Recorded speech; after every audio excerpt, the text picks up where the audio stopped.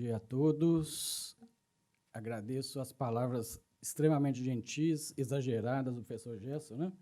Lembrando um carioca da gema, Milo Fernandes, realmente eu sou conhecido em várias partes do mundo, todas elas perto da minha casa, né? Bom, é um prazer estar aqui. O Rio de Janeiro é uma cidade que me traz infância, memória de infância, né? Sempre boas, e estar com o amigo Gerson, pessoa que eu admiro e aprendo muito todos os dias. Me coube falar sobre esse tema, né, o comportamento suicida, os fatores de risco do comportamento suicida, meus conflitos de interesse, né, como determina aí a Anvisa e o Conselho Federal de Medicina. Me coube falar sobre esse assunto, que o Gerson adiantou, é um assunto complexo. Então, eu já vou dar uma frase para ficar na cabeça de todo mundo. Não existe resposta simples para problemas complexos. Não existe resposta simples para nada que envolva o suicídio. O Gerson disse que eu trabalho com suicídio há 2 décadas, na verdade, um pouquinho mais. Esse artiguinho é de 1988, eu era acadêmico de medicina, eu tinha uma bolsa de iniciação científica e estávamos estudando suicídio em estudante de medicina. Então, fizemos um levantamento dos suicídios acontecidos nas décadas anteriores na Faculdade de Medicina da UFMG.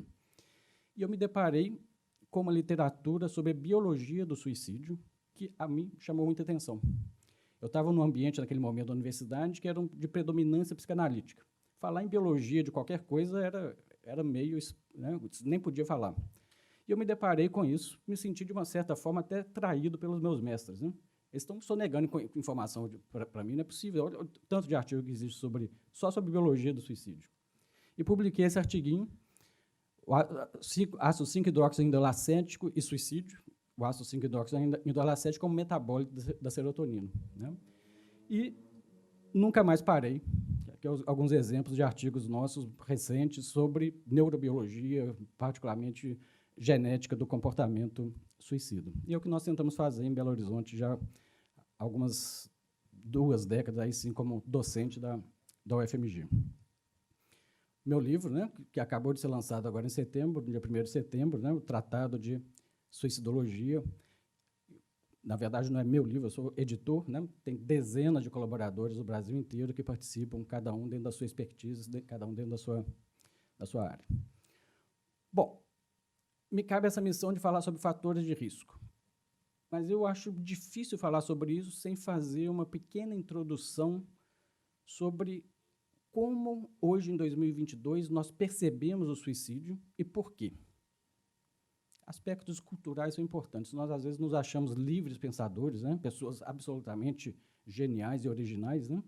E eu espero mostrar nos próximos minutos que talvez não seja bem assim. Talvez nós carreguemos em nós, né, uma herança da qual nós não percebemos, né, e da qual nós achamos que não existe. Vou começar com o começo, a origem desse termo, né? O termo suicídio é uma palavra latina, formada a partir de 2 vocábulos, o pronome su e o verbo caederis, dando, então, esse vocábulo latino suicidium, que nunca foi usado na Roma Antiga. Os romanos nunca usaram essa palavra, ela não existia. Segundo Esquirol, lá no seu Maladi Mental, em 1838, é um dos primeiros livros, até um capítulo dedicado ao suicídio, capítulo 10, ele começa dizendo que essa palavra teria surgido na língua francesa no século XVIII, criado pelo famoso De Fontaine. E, de fato, em 1747, nós vemos lá no livro de Fontaine, Observações sobre os Escritos Modernos, a palavra suicídio, se referindo ao suicídio de Catão. Um contemporâneo dele, Abade Prévost, 1750, no dicionário da língua francesa, diz, entretanto, outra coisa, que, na verdade, essa palavra não é francesa, ou não seria francesa, teria surgido na Inglaterra e chegou ao francês via língua inglesa. E essa é a origem mais aceita para essa palavra. Ela teria aparentemente surgido nesse livro, Religion and Medicine, século XVI, Thomas Brown. Parece que é um livro que teve um grande sucesso, primeira edição em latim, como os eruditos escreviam naquele momento, e ele usou esse neologismo pela primeira vez.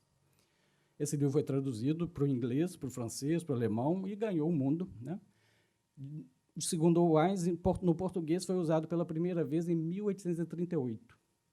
eu suspeito que talvez médicos leram lá o livro do Esquirol e começaram a usar essa palavra na língua portuguesa, até então não se usava. Esse preâmbulo para fazer a seguinte pergunta. Se essa palavra não existia, até recentemente, pelo menos no mundo ocidental, até o século XVI, significa que o suicídio não existia? Obviamente que não. Né? O suicídio sempre existiu. Né? Os romanos usavam outro termo, morte voluntária, né? Morte voluntária, e nós temos registros de suicídio, mesmo em povos pré-históricos, pela forma como determinados corpos foram encontrados. Eu costumo dizer que quando o ser humano começou a desenvolver o seu córtex pré-frontal, quando o Homo sapiens começou a desenvolver seu córtex pré-frontal, abstração, planejamento, a capacidade de antever as consequências dos seus atos, provavelmente surgiram os primeiros sintomas de angústia, de ansiedade e possivelmente de ideação suicida. Nós temos um papiro egípcio, mais ou menos 5.000 anos, tem um sugestivo título de O Diálogo de um Homem Cansado de Viver com a Própria Alma. Basicamente, a descrição de um depressivo grave, discutindo com a sua própria alma sobre seus desejos de morte. O que vai mudar é a percepção do suicídio de cultura para cultura e de momento a outro, às vezes, numa mesma cultura. Em algumas culturas pré-colombianas, como os maias, tinham uma deusa que era a deusa protetora dos suicidas. Para um viking, morrer em batalha era a morte mais honrosa de todas, você ia para o Valhalla ao lado direito dos deuses. Se você suicidasse, você também participava desse banquete eterno junto com os deuses. Já quando o viking morria doente na cama, ele não tinha direito, ele ficava no estábulo junto com os serviçais e os escravos. Era mais honroso se matar do que morrer doente na cama para os vikings. E nós temos em culturas orientais o chamado suicídio altruísta, que no mundo ocidental é relativamente raro, mas nas culturas orientais, nós temos centenas de descrições, né, de milênios de suicídios ditos altruístas. E no mundo cristão ocidental? No mundo que é a cultura, né, na qual nós estamos aqui inseridos.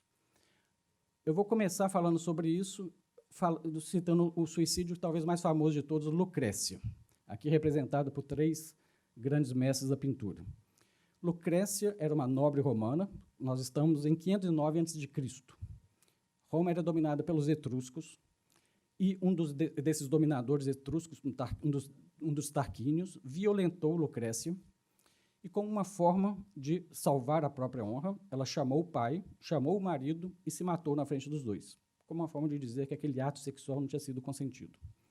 É um suicídio famoso, porque daí resultou uma revolução em Roma, com a expulsão dos etruscos e a instalação da República Romana, que durou 5 séculos.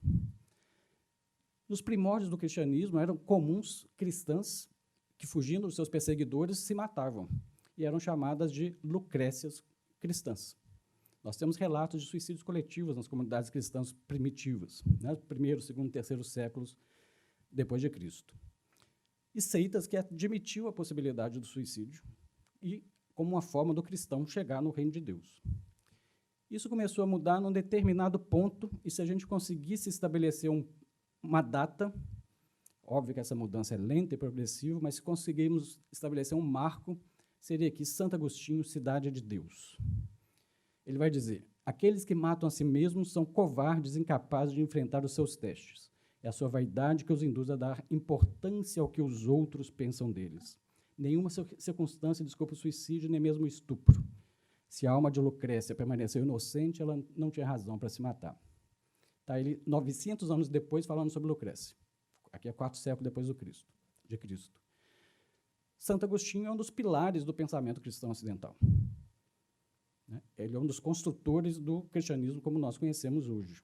É impossível pensar em 2022 sem ter como base Santo Agostinho, um intelectual absolutamente brilhante, que não era cristão, nem muito menos católico, ele se converteu tardiamente. A mãe dele, Mônica, sim, era cristã. Ele foi para Milão, lá ele acompanhou Santo Ambrósio, que hoje é considerado santo. Ambrósio, um teórico brilhante, começou a acompanhar Ambrósio por causa do brilhantismo retórico de Ambrósio e se converteu. Voltou para a região dele, onde ele teve um confronto com os donásticos, uma seita que admitia a possibilidade do suicídio. Então, foi um grande debate político e teológico que Santo Agostinho venceu, e a partir de Santo Agostinho, nos vários concílios subsequentes a Santo Agostinho, a igreja cristã passou a perseguir e a recriminar o suicídio. Quem suicidasse não seria enterrado no cemitério cristão, não receberia as honras fúnebres, quem tentasse suicídio seria excomungado da comunidade cristã. Isso foi ganhando o coração e a mente das pessoas ao longo de séculos, e entrando também para os códigos penais e códigos civis dos vários estados que foram surgindo. É por isso que até hoje é difícil falar sobre suicídio. É cercado de estigma, de tabu. Né? Para vocês que talvez estejam pensando que eu estou viajando na maionese, que nós não temos nada a ver com Santo Agostinho, eu trouxe um extrato de um juiz federal brasileiro do século XXI. A situação é: um militar se matou em serviço usando a arma de serviço. A família entrou na justiça tentando equiparar isso a um adoecimento mental ou um acidente de trabalho. Vai dizer o nosso juiz federal brasileiro: sendo o suicídio um ato interno decorrente da própria vontade do suicida e não da vontade de outro, não possui ele a mesma substância jurídica da doença ou acidente. Tratando-se de um ato ético e moralmente reprovável, não pode ser equiparado à morte do militar no cumprimento do dever, e ele continua. Do ponto de vista lógico-jurídico, é tão incabível indenizar-se aquele que injuria a si próprio quanto aquele que injuria ao outro. Pergunto para vocês, não é Santo Agostinho esculpido em Carrara? Santo Agostinho pegou o sexto mandamento, colocou uma vírgula por conta própria e disse: não matarás, vírgula, nem a si mesmo. Nós não precisamos ler Santo Agostinho para pensar como Santo Agostinho. Isso é um vírus cultural que é introjectado em cada um de nós a partir do momento que nós somos concebidos no mundo que nós vivemos. Daí a importância, né, do Setembro Amarelo, de estarmos aqui hoje discutindo esse assunto de saúde pública altamente relevante. E entramos na nossa tarefa de hoje, tendo como perspectiva essa questão histórica e cultural que eu acho que é fundamental para refletirmos. Vamos tentar responder algumas perguntas. Quem suicida, quando, onde, como, para tentar traçar um perfil do risco do paciente com risco de suicídio. Pelo menos os principais fatores de risco. Começar com uma boa notícia. Diferente do senso comum, as taxas de suicídio no mundo estão caindo. Esse é um artigo publicado na Nature em 2019, que fala que as taxas globais de suicídio caíram 30% nos últimos 20 anos. O lado negativo é que há exceções, e o Brasil é nominalmente citado como uma das exceções a essa regra. No Brasil, as taxas de suicídio aumentaram cerca de 40% nos últimos 20 anos.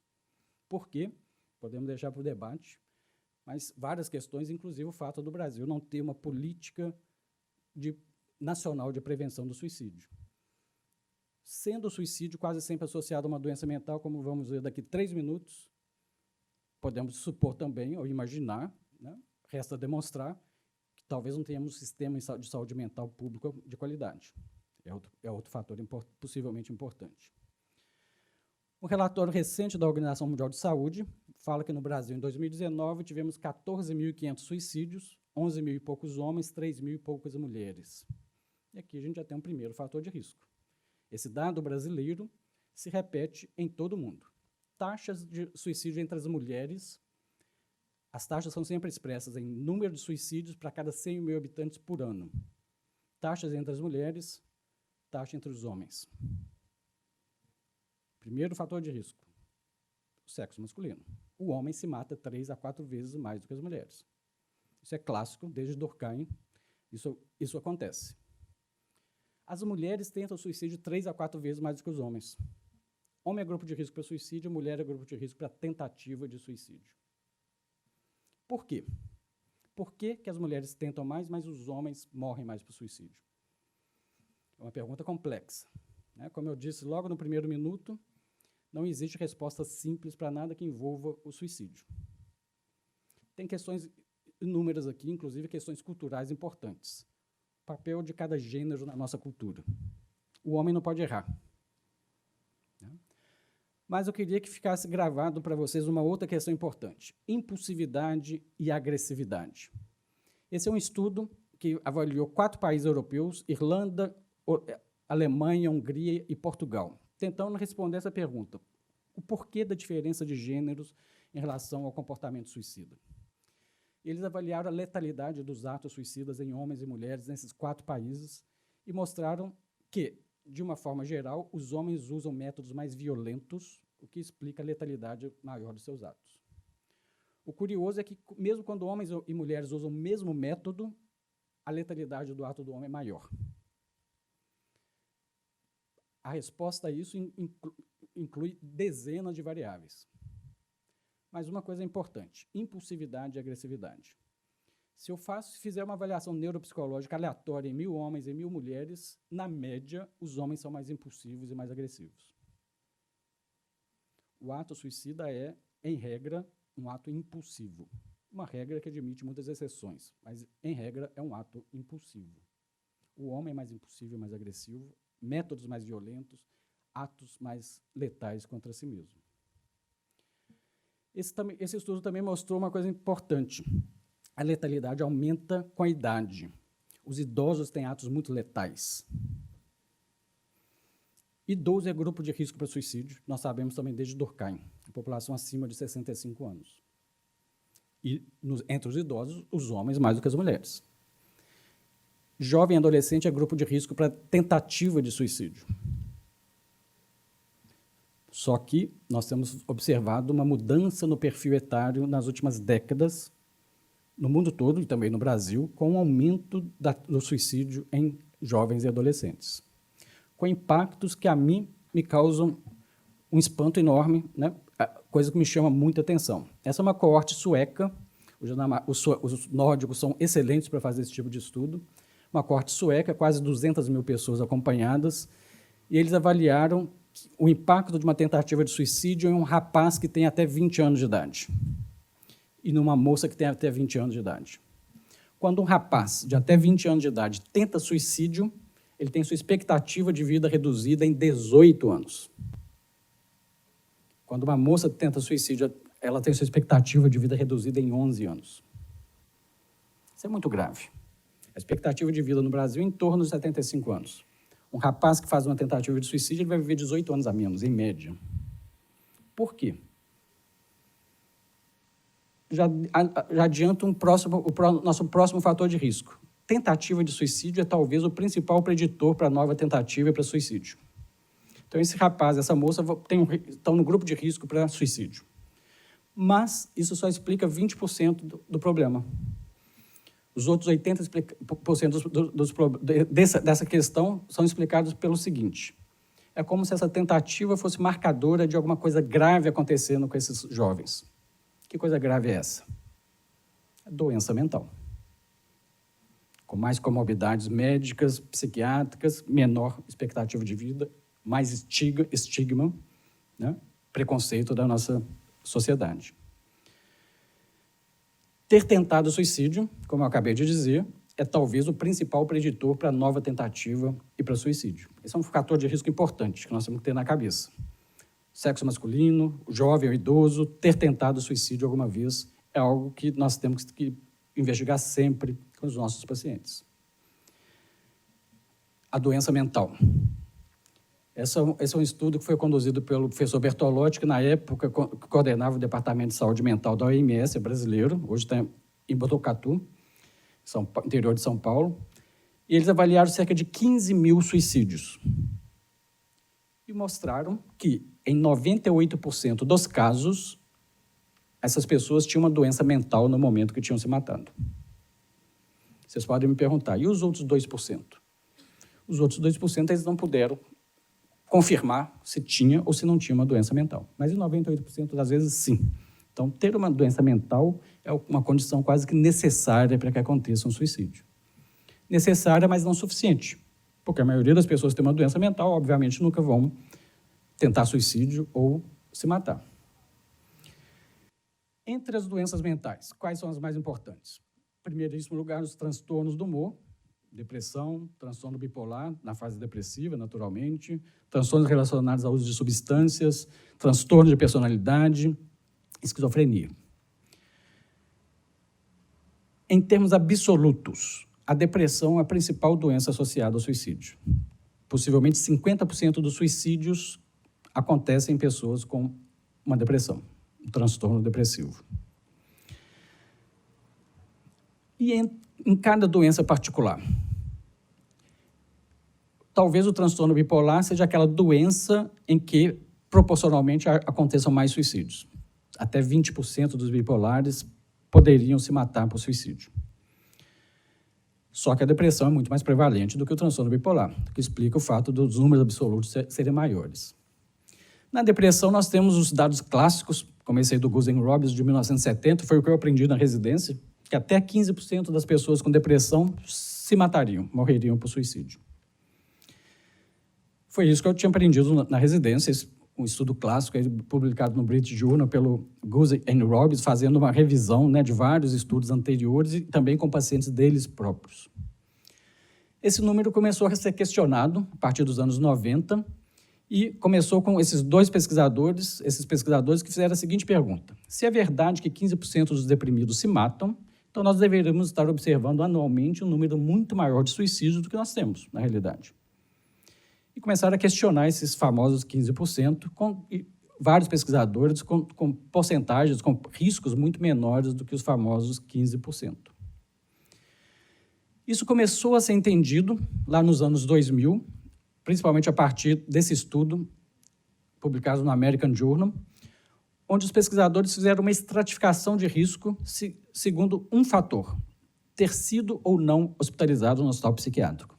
Eles observaram que naqueles estudos lá do Gusen Robbins, todos os pacientes deprimidos, incluídos nos vários estudos, estavam internados no hospital psiquiátrico. E eles mostraram que um paciente com depressão que nunca foi hospitalizado no hospital psiquiátrico, o risco seria de 2%. Se ele foi internado no hospital psiquiátrico e ainda se essa internação foi devido à suicidabilidade, de ação suicida, ter tentado suicídio, o risco já iria para 8%. Ou seja, internação psiquiátrica é fator de risco para suicídio. Por quê? O hospital causa suicídio? O hospital é suicidogênico? Né? Obviamente que não, né? Mas a internação é um marcador de um conjunto de fatores de risco que podem incluir a própria gravidade da doença e o próprio risco de suicídio. Né? Mas isso é muito importante. Em que momento associado à hospitalização acontece o suicídio? Esse é um primeiro grande estudo publicado no Archives, no antigo Archives, que não existe mais, foi substituído pelo JAMA Psychiatry, que procurou avaliar o risco de suicídio em relação à hospitalização. Vamos considerar como sendo o risco de um homem na população geral. A primeira semana que esse paciente chega na internação, considerar só os homens, para facilitar o raciocínio, esse risco seria cerca de 60 vezes maior. Depois, à medida que a internação se prolonga, o risco vai caindo. Esse paciente sai do hospital, o risco é 100 vezes maior. À medida que o tempo passa, esse risco vai caindo. Mas os momentos críticos, chegada no hospital, saída do hospital. Nós temos hoje algumas meta-análises, essa é a mais recente delas, mostrando o risco de suicídio associado à saída do hospital. Na população geral, o risco global de suicídio a taxa é de 15 para 100 mil habitantes por ano. Quando o paciente sai do hospital na primeira semana, isso é de 2.950 para 100 mil, 200 vezes maior.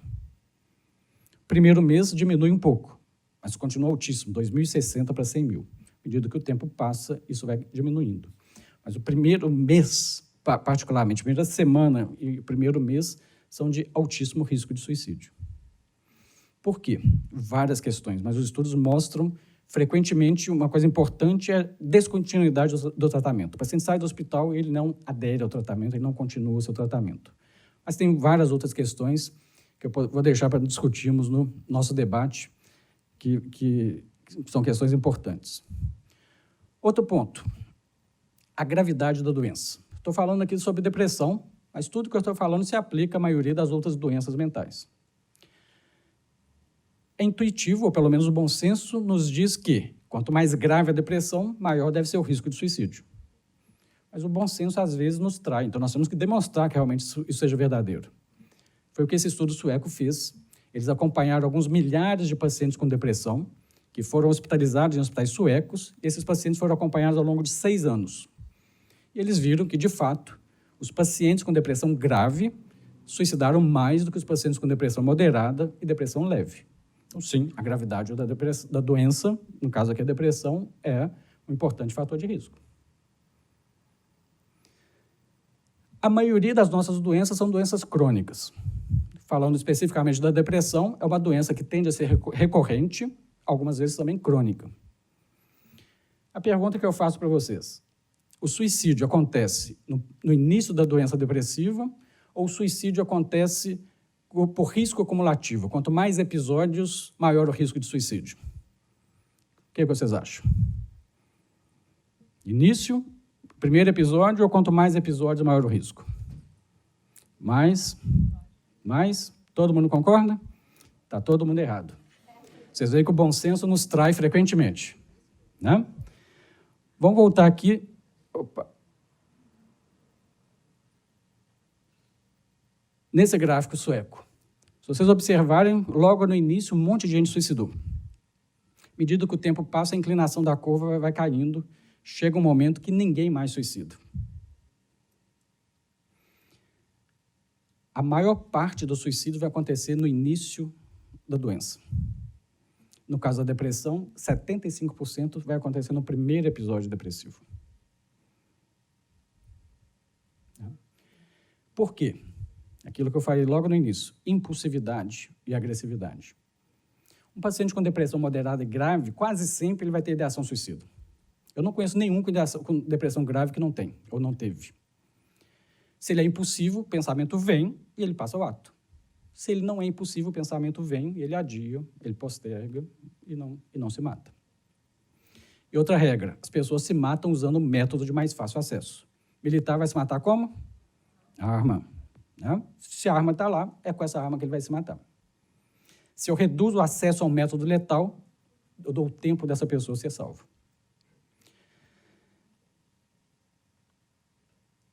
Quais fatores de risco que nós vimos, então? Só para fazer uma breve revisão. Jovens, idosos, sexo masculino, ter tentado suicídio, obviamente ter ideação suicida, planos, ter uma doença mental, início da doença, ter sido hospitalizado. E quando nós combinamos fatores de risco? Essa é uma outra coorte, no caso aqui dinamarquesa, onde eles acompanham a população já há mais de 70 anos. E, para nossa sorte, eles estudam também depressão e suicídio.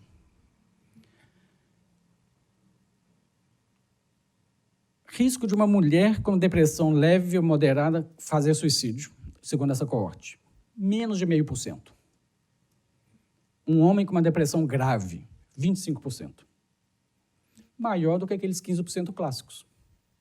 Ou seja, dentro desse grande guarda-chuva chamado depressão, nós temos pessoas, subgrupos com muito maior ou muito menor risco.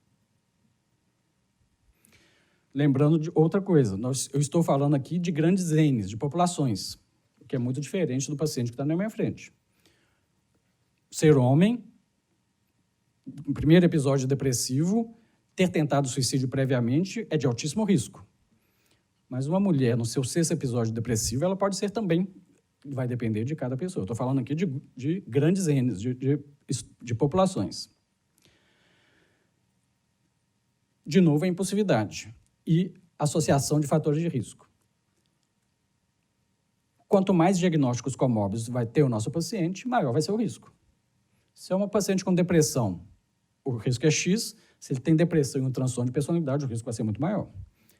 Depressão, transtorno de personalidade, abuso de substância, vai ser maior ainda, que é uma combinação muito frequente, aliás. Né? Depressão, transtorno de personalidade e substância. Né? O risco vai ser muito maior.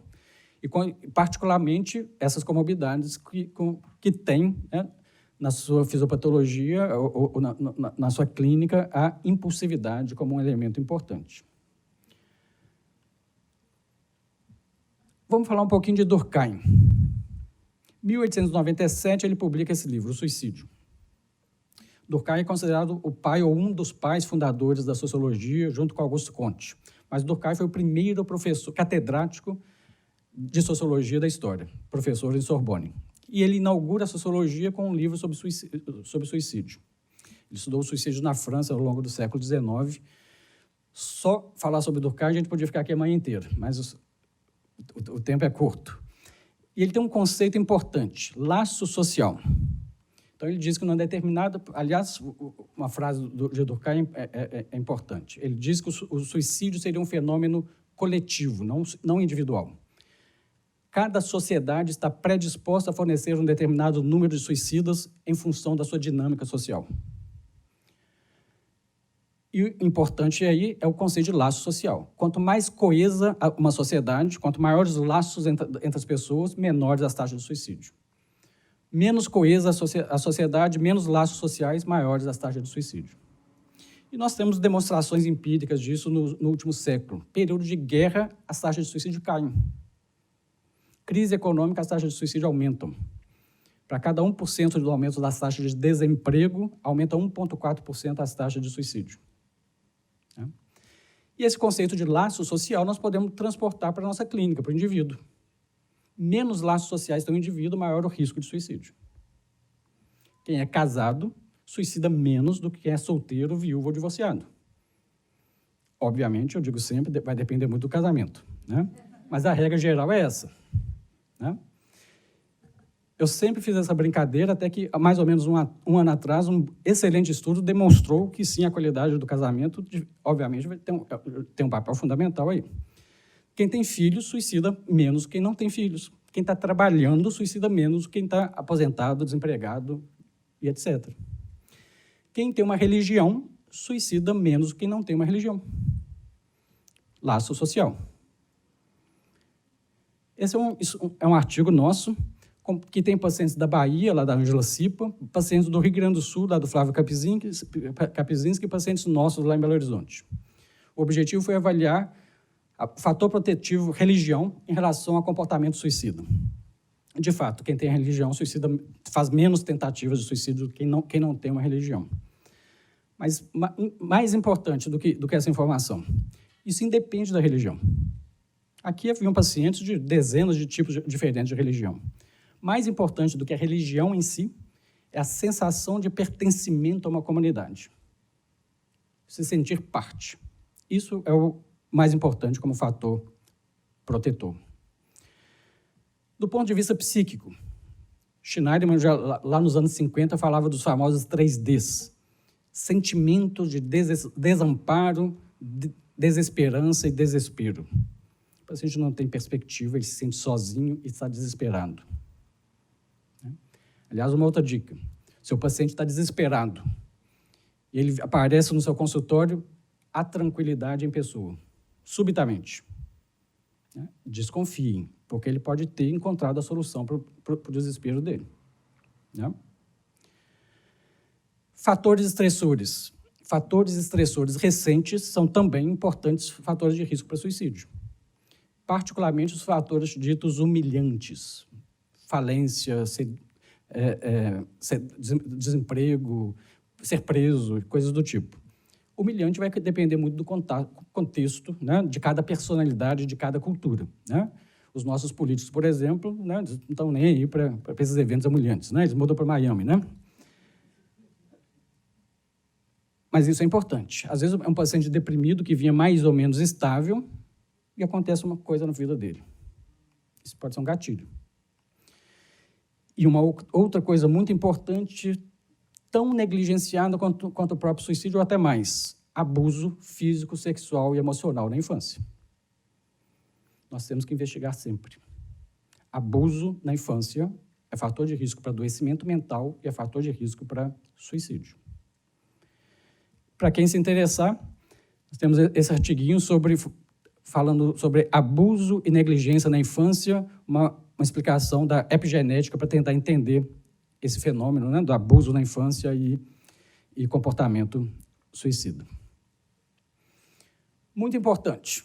Falamos muito sobre aspectos psicossociais, clínicos, demográficos, mas não podemos esquecer que nós somos seres também biológicos.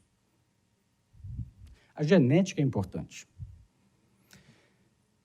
Esse é um artigo do nosso grupo, onde nós mostramos aquilo que outros já tinham mostrado. Ter uma história familiar de comportamento suicida é fator de risco para comportamento suicida dos nossos pacientes.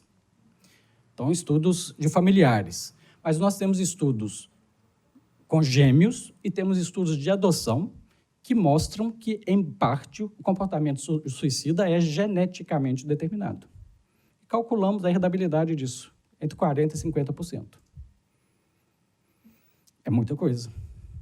Se Se vocês pararem para pensar, o comportamento suicida é tão importante quanto todo o resto que nós falamos aqui juntos. Tá? E como eu citei, é o que nós trabalhamos mais lá no nosso grupo, em Belo Horizonte, né? Então, temos alguns artigos discutindo sobre isso, né? Tentando encontrar os famosos genes associados ao comportamento suicida. Já posso adiantar que nós não encontramos. Ou, por outro lado, encontramos. São centenas de genes, provavelmente. Cada gene com uma importância individual muito pequena. Então, nós temos que trabalhar com grandes clusters de genes, né? Para entender essa herdabilidade do comportamento suicida. Então, os nossos fatores de risco, já indo para a finalização da apresentação, jovens, idosos, sexo masculino, comportamento suicida, ideação suicida, ter tentado suicídio, uma doença mental, ter sido hospitalizado, mais comorbidades, os famosos 3Ds, poucos laços sociais, fatores estressores recentes e nunca esquecer da história familiar. É algo que nós temos que perguntar para os nossos pacientes. Isso é importante. Como determinar o risco de suicídio? A determinação é clínica, vai depender do julgamento clínico. Não há nenhuma escala que substitua o julgamento clínico. Não há nenhum modelo matemático computacional que substitua o julgamento clínico. Nós temos hoje alguns bons modelos em desenvolvimento, que englobam dezenas de variáveis ao mesmo tempo.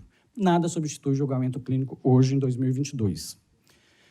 E esse julgamento é baseado nas considerações de fatores de risco, de proteção, na doença mental, no episódio que a pessoa está, nas características da doença, na suicidabilidade e tudo mais.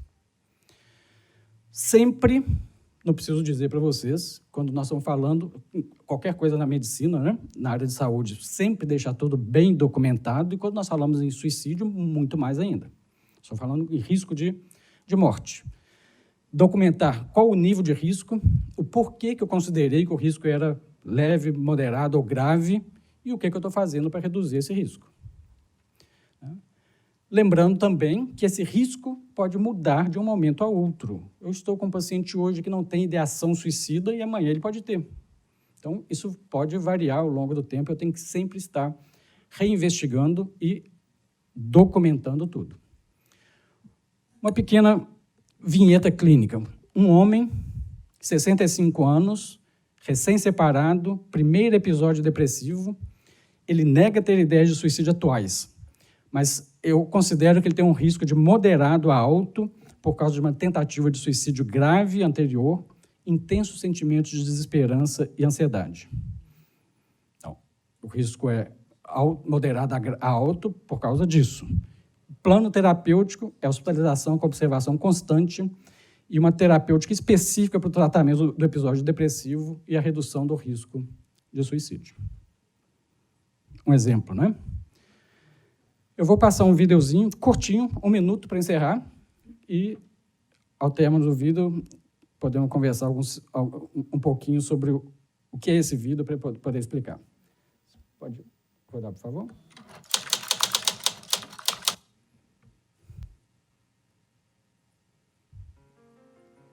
A pessoa pode passar por N situações de desespero, fatores estressores e nunca pensar em suicídio, porque ela não tem essa vulnerabilidade biológica, ou uma vulnerabilidade sociocultural. Já aquele indivíduo que tem essa vulnerabilidade e passa por essa situação estressora, ele não tem essa proteção psíquica da resiliência. Ele é vulnerável biologicamente, geneticamente vulnerável. Muitas vezes, basta para esse indivíduo uma situação estressora para ele se matar. Uma dificuldade que nós temos no dia a dia em relação ao suicídio é a dificuldade em identificar aquelas pessoas que estão em maior ou menor risco de se matar. Em geral, nós usamos alguns dados clínicos que nos ajudam com isso. Por exemplo, se tem uma doença mental, se já tentou suicídio alguma vez, se tem uma história na família. É uma série de fatores de risco que clinicamente nos ajudam a dizer se aquela pessoa tem um risco ou não tem risco de vir a se suicidar no futuro próximo. Só que esses parâmetros clínicos são muito pouco específicos e sensíveis, o que dificulta muito o nosso trabalho. Nós acabamos tomando medidas mais extremas para uma pessoa que na verdade não tinha tanto risco e acabamos, em algumas situações, descuidando de alguém que tem um risco, mas que nós não percebemos clinicamente com esses indicadores. Mas há também outros fatores, dentre eles a impulsividade. Por se tratar de um ato muitas vezes originado da impulsividade, a maioria das pessoas comete suicídio no início de uma doença mental, como o transtorno bipolar, a depressão ou a esquizofrenia. A depressão, por exemplo, é uma doença que tende a ser crônica e recorrente. Metade das pessoas que fizeram um episódio depressivo vão fazer um segundo. 70 a 75% das pessoas que fizeram 2 episódios vão fazer um terceiro. E quanto mais episódios ela teve na vida, maior a chance de ter um próximo. A maioria das pessoas se mata no início da doença, no primeiro, segundo episódios. É como se no início da doença o suicídio levasse embora as pessoas mais impulsivas e deixasse as menos impulsivas. Isso é válido na depressão, mas também no transtorno bipolar, na esquizofrenia e em outras doenças. Segundo dados do DataSUS, no Brasil ocorrem cerca de 12 mil mortes por suicídio por ano, enquanto no mundo esse número chega a quase 1 milhão de pessoas. É muito mais do que isso. Até pelo próprio tabu, as pessoas escondem. As pessoas têm medo e vergonha de falar sobre isso, que é, na verdade, um assunto de saúde pública. No Brasil, não existem campanhas públicas de prevenção do suicídio. O suicídio é um assunto que é absolutamente negligenciado e tabu. Ele é cercado de um estigma milenar. Até recentemente, era proibido que um suicida fosse enterrado em um cemitério cristão e recebesse as honras fúnebres. Até hoje, em muitos países do mundo, o suicídio é criminalizado. Quem tenta suicídio responde a um processo que, por exemplo, pode resultar na sua prisão. Lutar contra esse tabu, que levou séculos se instalando, não é uma luta fácil e não mudamos isso de um dia para o outro.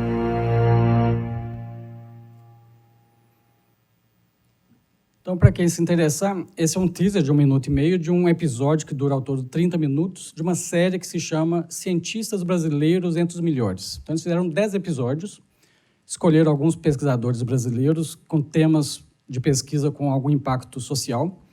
E desde químico, tem um químico que fez um equipamento para dessalinizar água e coisas do tipo, e me escolheram para falar sobre a questão do suicídio, né?